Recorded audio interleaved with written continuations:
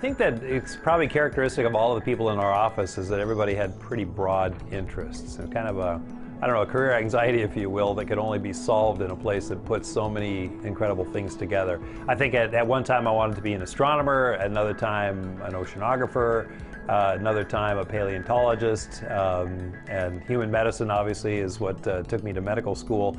And guess what? The space program puts that all together. As an astronaut, you do Earth observation, we do ocean science. I've lived on an underwater habitat in my astronaut career, and that's along with the what happens to the human body in spaceflight, obviously very near and dear to my heart, and just doing your normal mission specialist duties on the space station. So there's nothing that puts all those things that we love together better than spaceflight.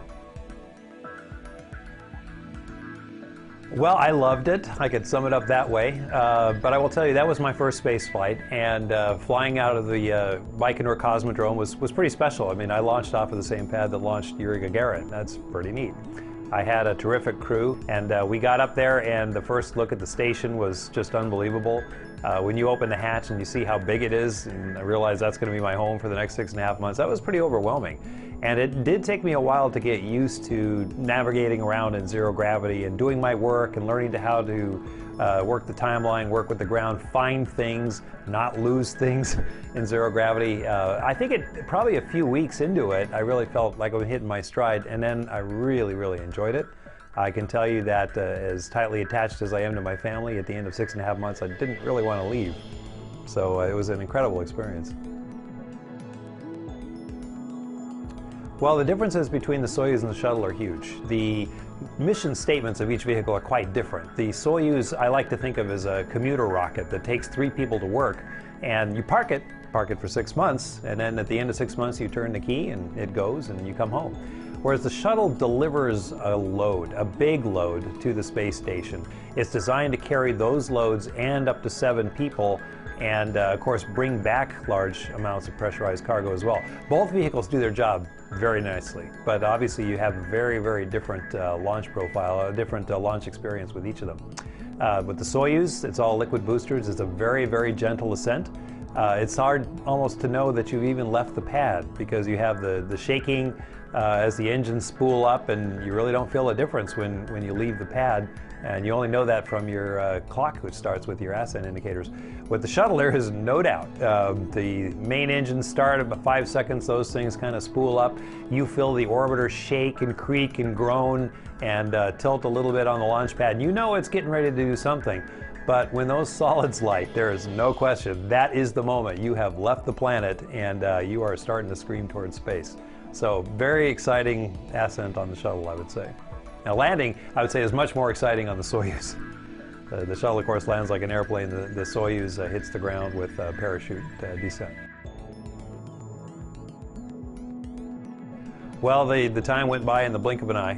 What I can say is that as an astronaut, you look for certain space activities that are just really exciting. I mean, everybody loves to do robotics and spacewalks, the docking, the rendezvous, the dynamics of flight, if you will. And 133 put a lot of those into a very short timeline. So everything that really makes spaceflight wonderful for an astronaut, we had compressed into this 13-day flight for us.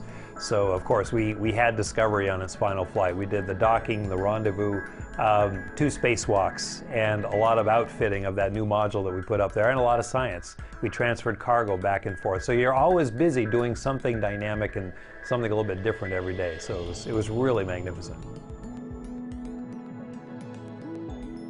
Well, I mean, I think a spacewalk is where the rubber meets the road for an astronaut. It's the closest you can be to the space environment, and it's just an amazing thing. I think all of us are glued to the windows whenever we can. We look at the Earth, we look at our station, and we look at the stars and whatnot, and that view is just incredible. But when you get outside the ship, when you are just out there in your spacesuit and you have a big wide view helmet, then it's almost overwhelming. Seeing the Earth below you much more panoramically, seeing the station around you, it's just amazing. Well, it was an incredible honor.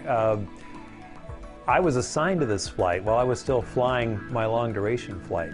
So that was a shock and a surprise. I thought that the door to shuttle flights had slammed shut quite a bit before even I launched.